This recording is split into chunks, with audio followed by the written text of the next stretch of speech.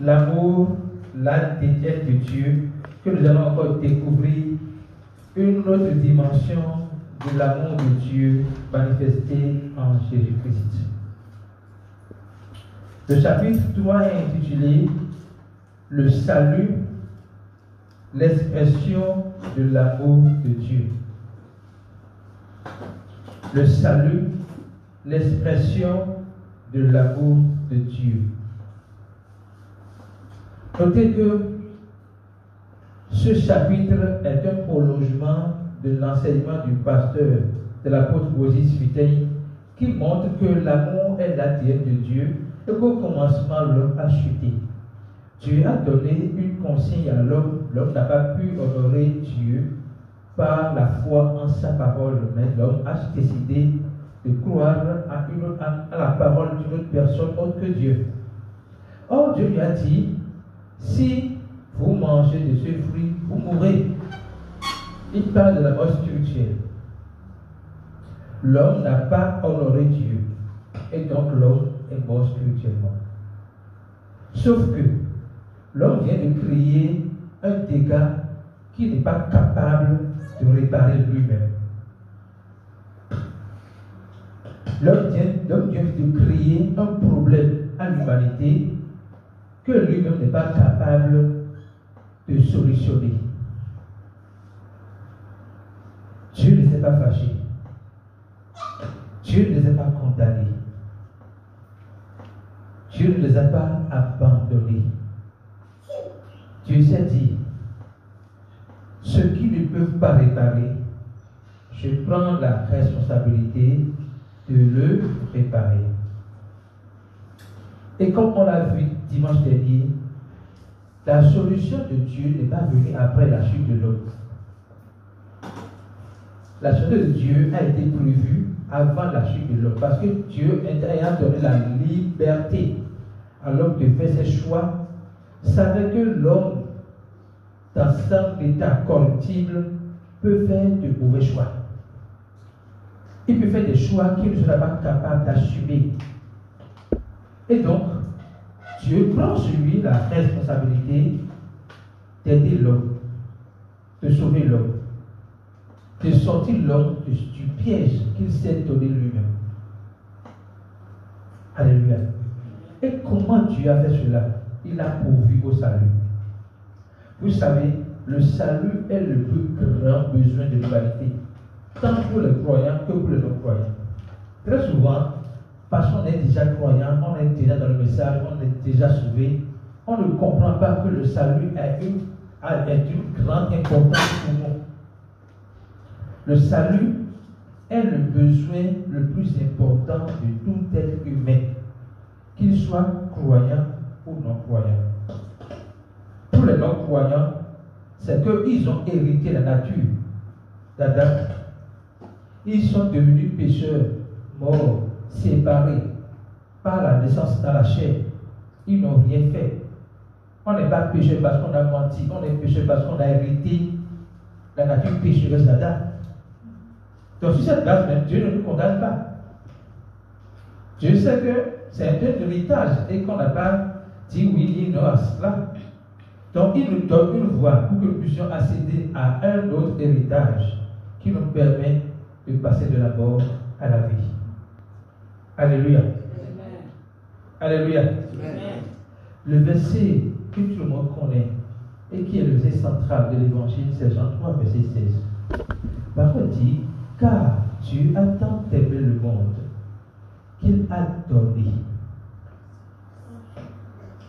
Donné. Il n'a pas dit, Dieu a tant aimé le monde qu'il a emprunté. Il n'a pas dit, Dieu a tant aimé le monde qu'il a fait mériter. Il n'a pas dit, Dieu a tant aimé le monde qu'il a récompensé ceux qui sont obéissants. Non. Il a dit, Dieu a tant aimé le monde qu'il a donné son Fils unique. Et pour que vous voyez bien ce que Dieu a fait, il voyait l'image de Abraham, à qui Dieu a promis Isaac, et à qui Dieu a donné Isaac. Et il devait il devait choisir maintenant de sacrifier Isaac. Imaginez ça. Son fils unique. La raison pour laquelle Dieu l'a fait, ce n'est pas pour son propre plaisir. C'est parce que c'est la solution ultime pour que nous puissions avoir la vie. On était à l'évaluation hier. Le pasteur nous a donné un message qui atteste que, étant donné que les hommes en Adam sont morts, tous les êtres humains en Adam sont morts, il faut quelqu'un qui porte la vie, qui est la vie, qui vit pour pouvoir sauver Adam de la mort. Pour pouvoir sauver nous qui avons hérité la mort d'Adam, pour que nous puissions passer de la mort à la vie. Et pour vous donner l'exemple plus clair, il a dit qu'on ne peut pas sacrifier un coq, une poule, une vache mort à une divinité. Vous comprenez? On peut vous dire, pour que vos péchés soient pardonnés pour le temps, mais pour que vos problèmes soient résolus, apportez pigeon blanc, tout blanc. Si au moment où vous venez et que le pigeon blanc ne respire plus, vous ne pouvez plus utiliser le pigeon blanc là pour offrir le sacrifice. Impossible. Parce qu'il faut que le pigeon blanc soit en vie, afin de donner sa vie. Vous devez comprendre ça. Le salut n'est pas seulement pour les non-croyants. Donc la personne, l'unique personne qui est en vie, c'est Jésus-Christ. Pourquoi il est en vie? Pourquoi il a la vie? Parce qu'il n'est pas né d'Adam. Il faut accueillir pour ça. Jésus-Christ n'est pas né d'Adam. Jésus-Christ n'est pas né d'Adam. Il est né de Dieu lui-même. Il est Dieu. Et il a choisi de devenir homme pour naître dans la forme humaine au travers de Marie. Ce n'est pas dû à une relation entre Marie et Joseph ou entre Marie et un homme. C'est une parole qui a été prononcée. Parce qu'au commencement était là. C'est une parole qui a été prononcée et qui a fait que Jésus est devenu enfant dans le ventre de Marie pour devenir homme. Donc, même bébé, Jésus était Dieu.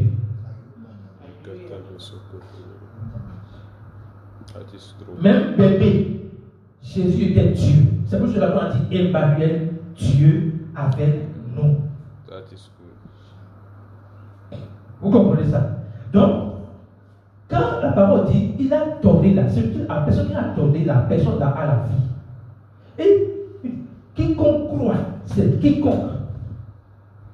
Quiconque, ce n'est pas si le chrétien croit, si le musulman croit, non, c'est quiconque, que tu sois chrétien, musulman, bouddhiste, et animiste, vaudou non, prêtre, quiconque croit. Il s'agit de croire. Pourquoi il faut croire? Parce qu'au commencement, ce qui a été détruit, ce n'est pas l'obéissance ou la désobéissance, mais c'est la foi. Ce qui a été détruit au commencement, c'est la foi. Si Adam avait cru à la parole de Dieu, il allait dire non au malin. Ce qui fait que nous souffrons parfois dans ce monde, c'est parce que nous connaissons ce que Dieu dit, mais nous ne pouvons pas dire non aux gens. C'est pour ça que j'ai dit, le salut n'est pas pour les non-croyants seulement, c'est pour les croyants et les non-croyants. Nous avons des défis dans ce monde aussi, parce que nous savons bien ce que Dieu attend de nous. Nous ne sommes pas capables de nous soumettre à ce qu'il nous dit, mais nous sommes capables de nous soumettre à ce que l'ennemi nous dit. Nous devons, nous-mêmes en tant que croyants, dire non. Si on commet les mêmes erreurs d'Adam, on sera là à souffrir pour rien. Dieu ne veut pas que nous souffrions. Dieu veut que nous ayons une vie surnaturelle sur sa terre. Et cela impose de nous la soumission absolue à la parole de Dieu. Et c'est comme ça que nous démontrons à Dieu que nous avons confiance en lui. Si nous ne pouvons pas faire ce que Dieu nous dit, c'est que nous n'avons pas confiance en Dieu. Alléluia. Dieu, Jésus-Christ, est l'image visible du Dieu invisible. Jésus-Christ est le Dieu qui veut régler le problème de l'homme. L'homme ne peut pas régler son propre problème. Dieu, dans son amour, dit, je dois sauver l'homme. Et comme il est souverain, il décide de porter le vêtement corporel pour venir sauver l'homme. Pourquoi? Sans effusion de sang, il n'y a point le pardon des péchés. Ce que Adam a fait nécessite obligatoirement le pardon des péchés pour que nous qui avons hérité d'Adam puissions passer de la mort à la vie. Mais la parole dit que sans effusion de sang, il n'y a pas de pardon des péchés. Et cette parole a été attestée et appliquée dans l'Ancien Testament où on amenait les animaux, on imposait les péchés aux animaux, donc on faisait porter les péchés sur l'animal et l'animal est sacrifié. Donc ce n'est même pas la confession des péchés qui donne le pardon. Ce n'est pas la confession des péchés qui donne le pardon des péchés. C'est le sacrifice qui donne le pardon des péchés, même depuis l'Ancien Testament. Sauf que le sacrifice animal donne temporairement le pardon des péchés. Et c'est pour que on ne soit pas tout le temps en train de dire Père, Seigneur, pardonne-moi, Seigneur, pardonne-moi, Seigneur, pardonne-moi, que Jésus est venu et il a offert le sacrifice unique, ultime, éternel. Pour qu'une fois que nous croyons ce sacrifice-là, nous puissions avoir la vie éternellement. Alléluia. Vous savez, quand on était à l'évangile hier, il s'est passé quelque chose qui nous a vraiment réjouis. Mais on a eu de la peine aussi. On est allé chez un animiste. Il était convaincu que c'est pas les photos, pas les religions endogènes, pas la tradition que lui, il pourra s'assurer une bonne vie et aussi par une meilleure conduite. Alors quand le pasteur a venu prêcher la parole de Dieu, il pensait que le pasteur est venu l'accuser ou lui dit sors de là, quelque chose comme ça.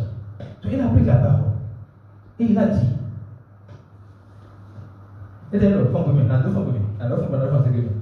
mais dès vous n'avez pas ici, mais vous mettez là, c'est quoi?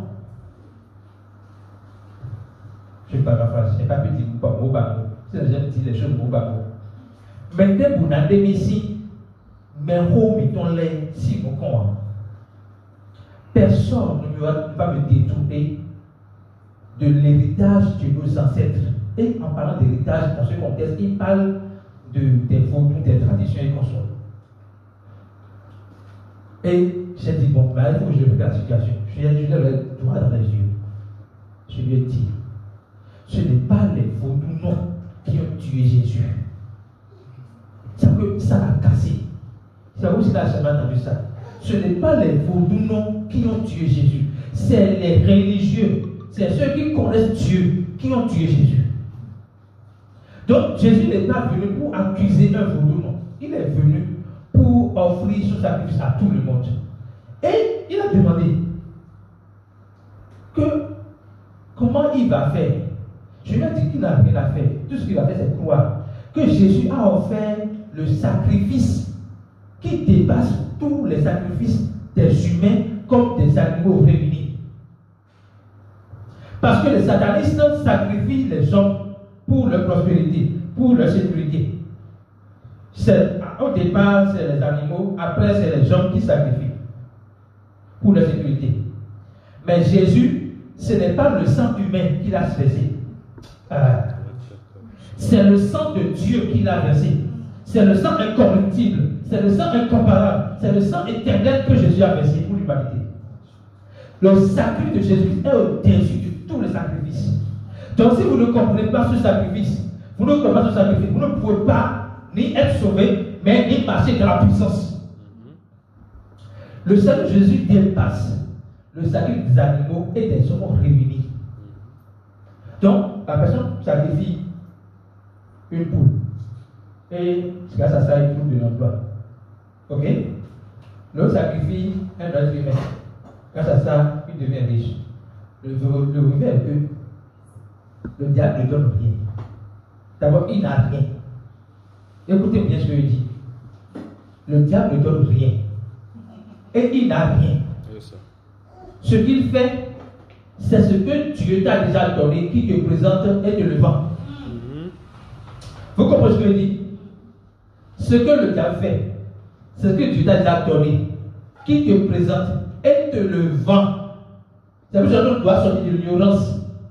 On doit sortir dans les pleins. Le diable te donne ce que Dieu t'a déjà, te remet ce que Dieu t'a déjà donné et te le vend. Non, il doit. Ben, dans les salouilles.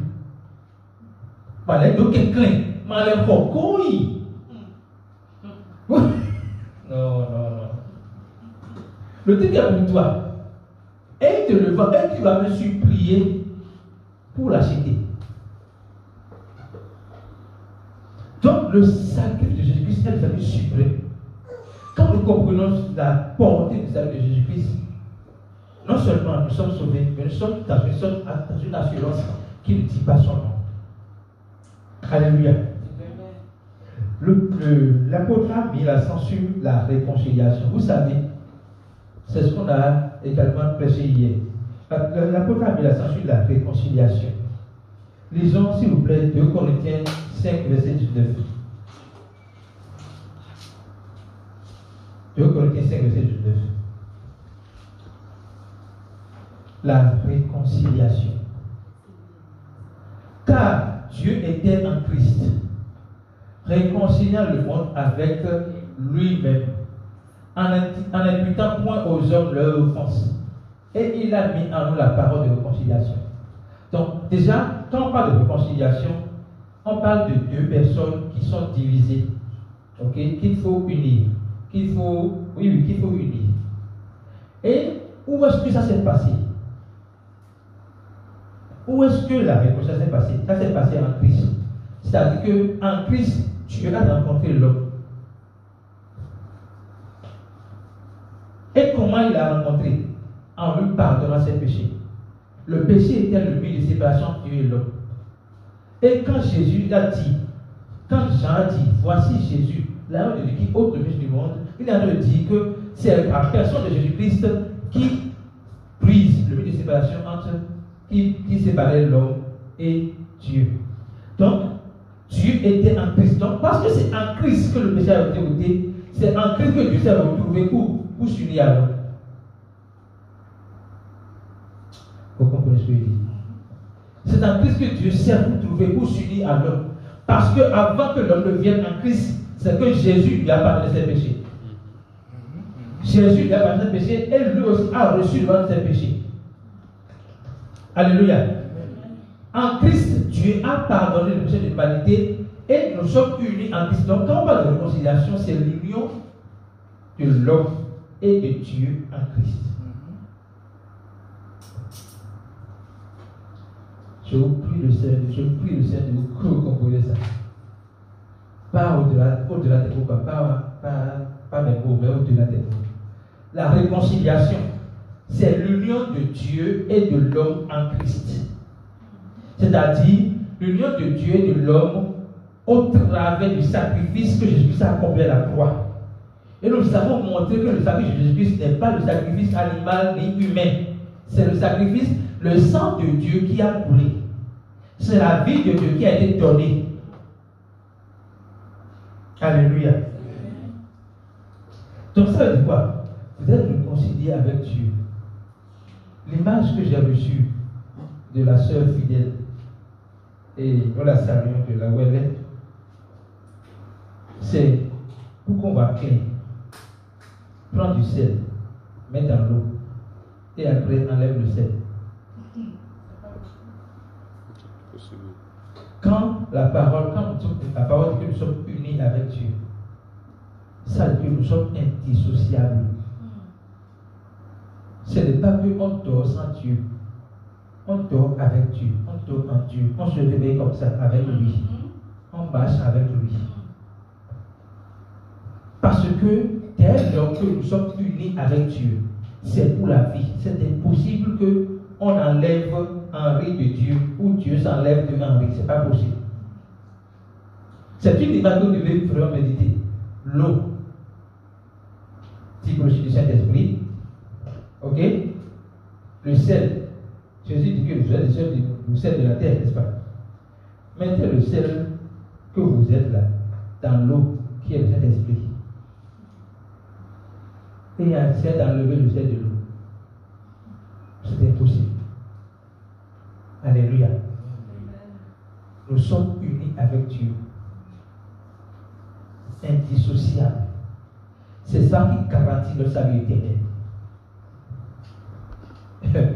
Jésus n'a pas fait tout ce qu'il a fait là pour que tu dises j'ai la possibilité de perdre le salut ou de ne pas perdre. Alléluia. Je veux dire, ça va. Jésus n'a pas fait ça.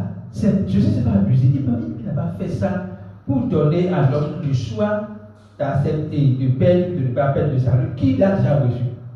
Non. Ça, depuis, il s'est abusé. S'il fait ça, il s'est abusé. Il ne s'est pas abusé. Il a vraiment souffert. On l'a vraiment flagellé. Il a vraiment été déchiré dans son corps. On a dit, on a mis les piles sur sa tête. Hein? Quand on lui a porté, on l'a frappé. Hein? Imaginez, ça vous arrive une fois. Votre chaîne douleur là, vous avez une plaie. Et votre habit tombe dans la plaie. Et se sèche. Et vous enlevez ça. Vous voyez comment? Doucement, bien violemment. Vous voyez doucement. Et en faisant doucement, ça fait comment? Ça fait mal encore. Maintenant, comment je fais à Jésus? Va! Imaginez, il a vécu ça à sa chair. Il ne s'est pas amusé. On a retiré son habit violemment. Et abattant, wow. Il a vécu ça dans sa chair. Il ne s'est pas amusé. Ce n'est pas les gens qui disent non, Jésus, comme il est Dieu, il ne sentait pas les douleurs. Quoi? S'il ne sentait pas les douleurs, pourquoi il a dit Jésus, pourquoi tu m'as abandonné? Pourquoi il a dit ça? Il sentait les douleurs violemment. Pour qui? Pour nous. Parce que le fait que la preuve qu'il sentait les douleurs, c'est que quand il a vu ça, il a dit, il a vu la preuve, il dit, est-ce que je peux boire ça? Il n'a pas dit, c'est facile, je suis Dieu, c'est facile, je vais boire sans sentir la douleur.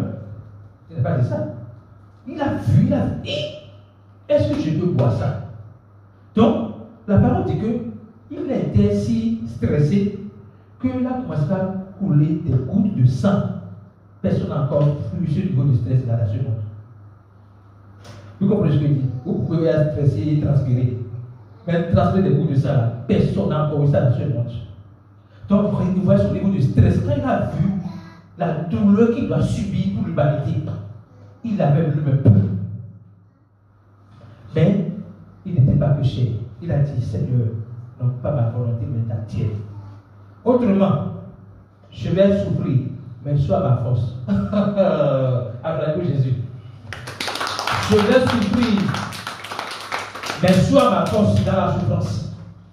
C'est pour cela que Jésus, en parlant de ta partie, tout va bien se passer. Il a dit, vous aurez des tribulations. Mais prenez courage, j'ai vaincu le monde. Pour le dire, ce n'est pas parce que vous êtes en Christ que tout sera rose. Mais parce que vous êtes en Christ, dans la douleur, je suis votre force. Et Jésus, par la force de Dieu, a souffert, a senti tout dans son corps. Il a tenu, il n'a pas démissionné. Jésus n'a pas démissionné. Il n'a pas vu les souffrances de ce monde comme nous les prenons aujourd'hui. Parce qu'il y a petite souffrance là. J'ai dit petite souffrance. Vous pouvez appeler ça petite souffrance.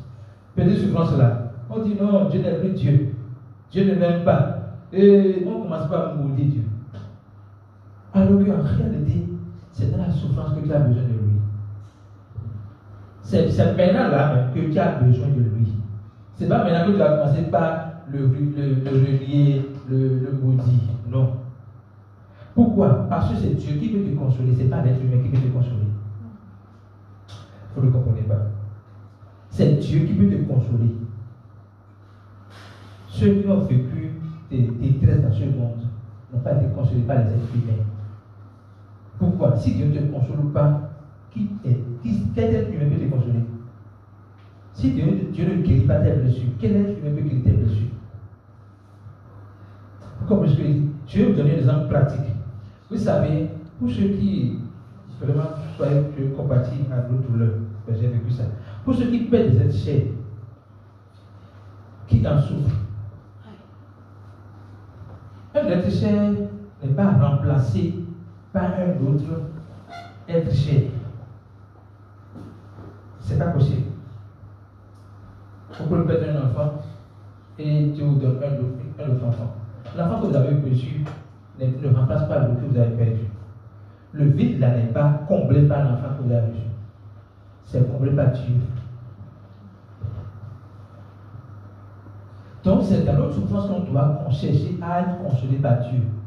Il est le Père qui console. Le Père qui console de nos afflictions. Jésus n'a pas vu la douleur pour démissionner. Il a tenu ferme. Pourquoi? La parole dit, il a méprisé l'ignominie à cause de la gloire qui l'attend. Il sait que ce que je vis là, c'est pour un temps. Après, je serai enseveli et le troisième jour, je vais revenir dans la gloire, c'est-à-dire ressusciter pour toujours. Alléluia. Jésus-Christ veut que nous allions à son école. La vie ne sera pas rose parce que vous êtes croyants. J'ai dit au départ que le salut, ce n'est pas pour les non-croyants seulement, c'est pour les non-croyants et les croyants. La vie ne sera pas rose parce que vous êtes croyants.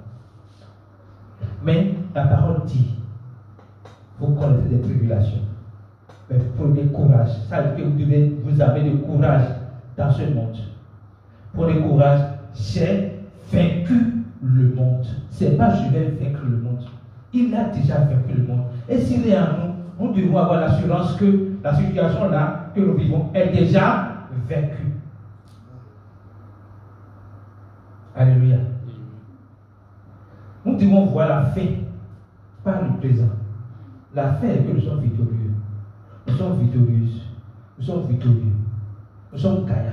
Nous sommes plus que vainqueurs. C'est la fin. Le diable peut s'amuser. On ne doit pas être concentré sur ça. On est concentré sur la fin.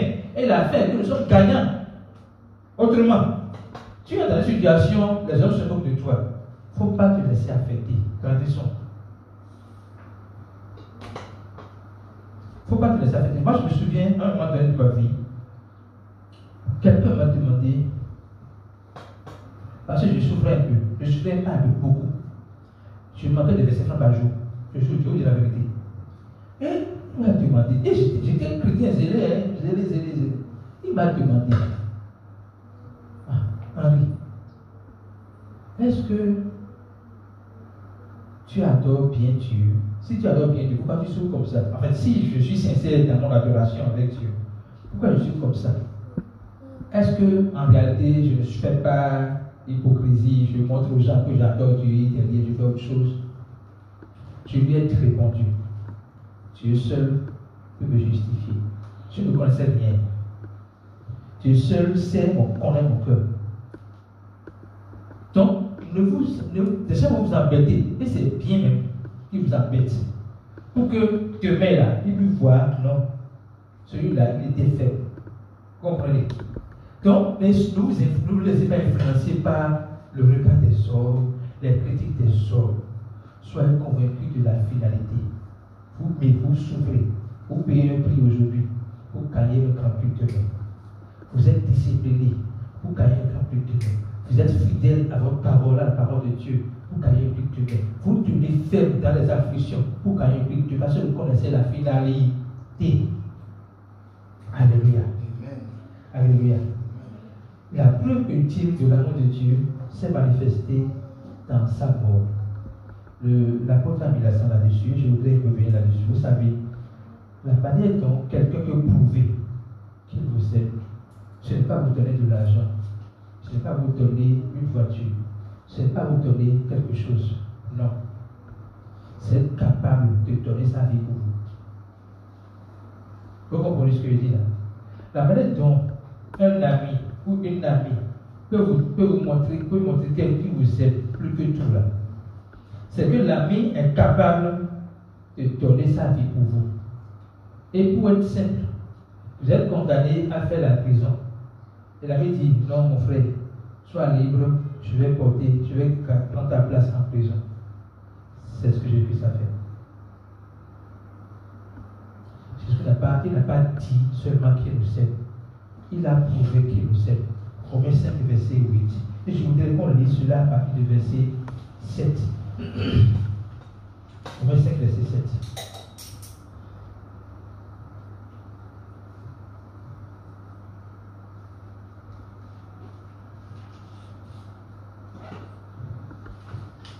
À peine mourrait-on pour un juste.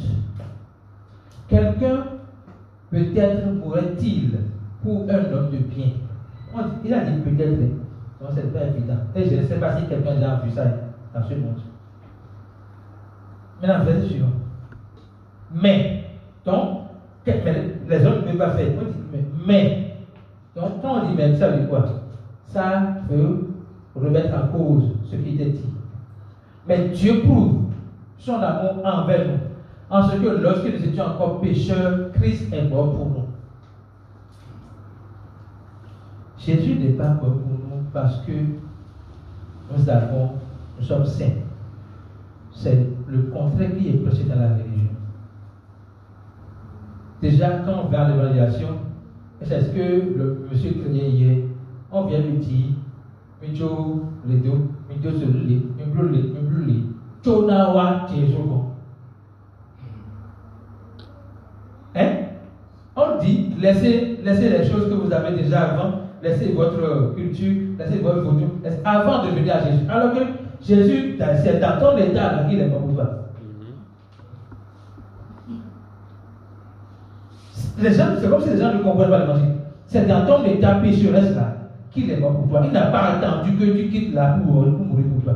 Donc lorsqu'on va prêcher l'évangile aux gens, ce n'est pas dire aux gens quitte là, c'est dire aux gens Jésus t'aime.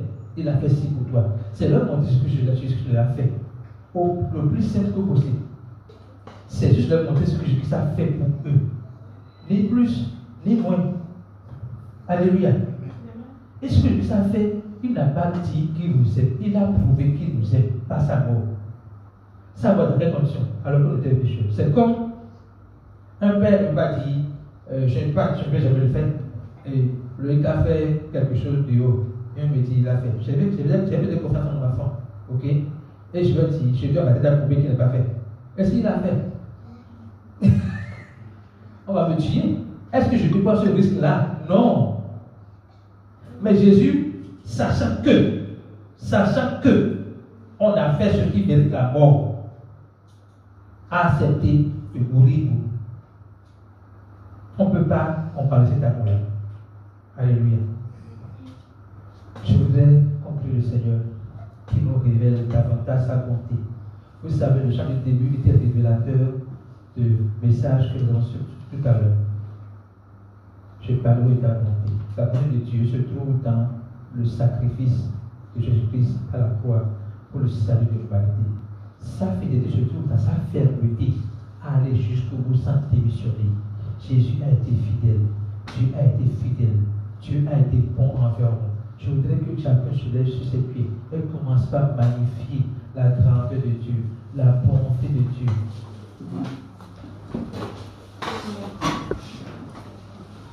Je veux qu'on chante ce chant encore plus vite. Je vais parler et t'attendre.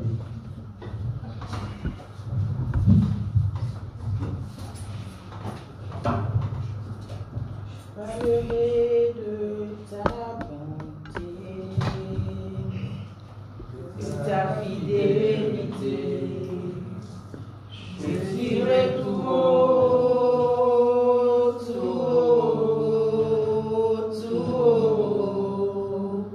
ce que tu as fait pour moi. Je proclamerai la gloire de ton nom. Maintenant que tu as vu clair sur comment Jésus a démontré sa bonté dans ta vie, tu as vu comment Jésus a montré sa fidélité dans ta vie. C'est par son sacrifice. Commence par proclamer sa bonté dans ta vie. Commence par l'apprécier. Commence par le remercier. Commence Commence par le remercier. Commence par le remercier pour cet amour inconditionnel qu'il a eu pour toi. Pour ce salut qu'il t'a donné. Pour le sacrifice extrême et suprême qu'il a fait pour que tu aies la vie. Merci Jésus.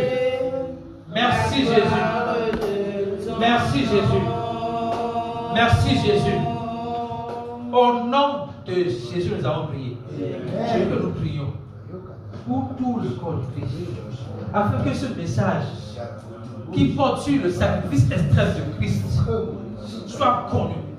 Que les gens ne continuent plus à vivre dans une vie de simplicité, mais une vie surnaturelle à l'égard du sacrifice surnaturel que Christ a fait. Jésus n'a pas fait un sacrifice humain. Il a fait un sacrifice de Dieu. Il a donné son sang. Il a donné sa vie, la vie de Dieu, pour nous sauver. Commençons par déclarer cela. Déclarons que le corps de Christ soit imprégné de ce message. Que le corps de Christ comprenne la portée du sacrifice de Jésus-Christ.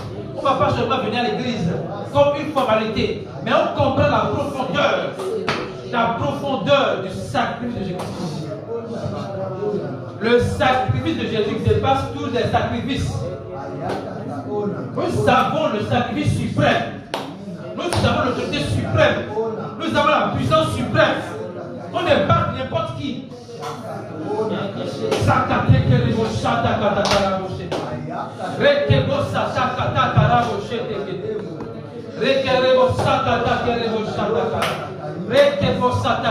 Comprends le sacrifice suprême de Christ. Te donne la puissance du salut.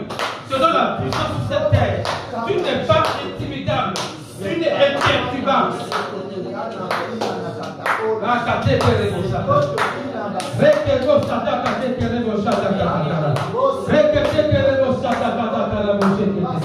À l'instant nous prions, la puissance de Christ se manifeste dans chacune de nos vies.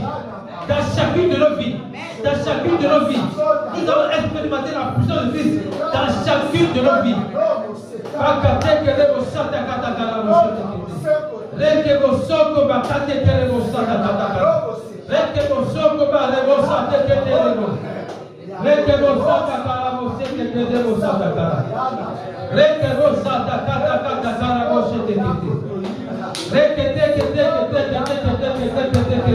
La puissance de Christ se manifeste. Ça se manifeste dans ta pensée. Ta pensée est métamorphosée. Ta pensée est métamorphosée par ta puissance. Ta pensée est métamorphosée.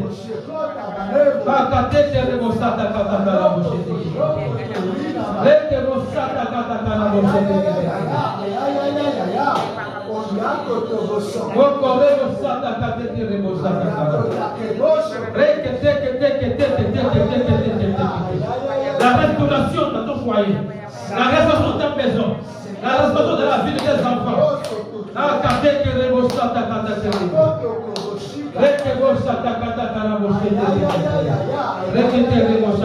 L'homme divin est établi. L'homme divin est établi. L'homme divin est établi dans ta vie. Au nom puissant de Jésus, nous avons prié.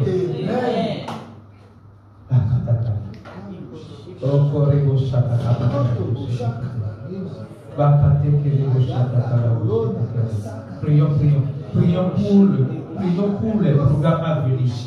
Vous savez, nous avons assez de programmes.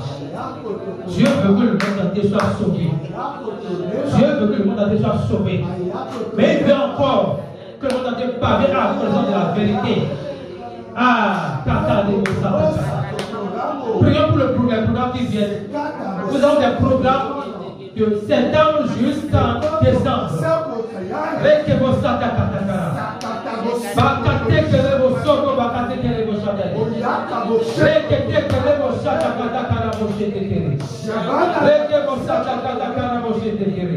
Le déplacement des invités est sécurisé.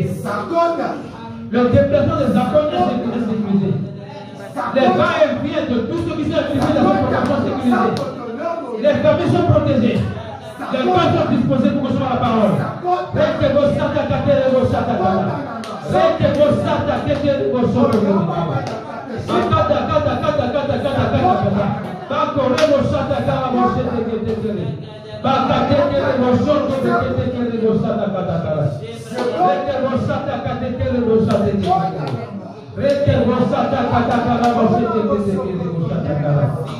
Au nom de Jésus, nous avons prié.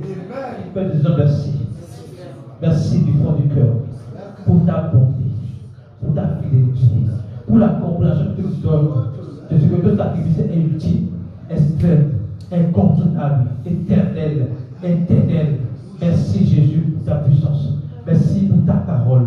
Nous sommes régénérés, nous sommes affermés, nous sommes contents, nous sommes remplis de gratitude, nous sommes remplis de paix, nous sommes remplis d'assurance, nous sommes remplis de puissance. Que Dieu nous soit glorifié, maintenant et pour toujours.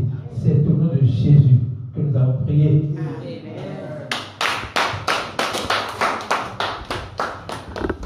Alléluia.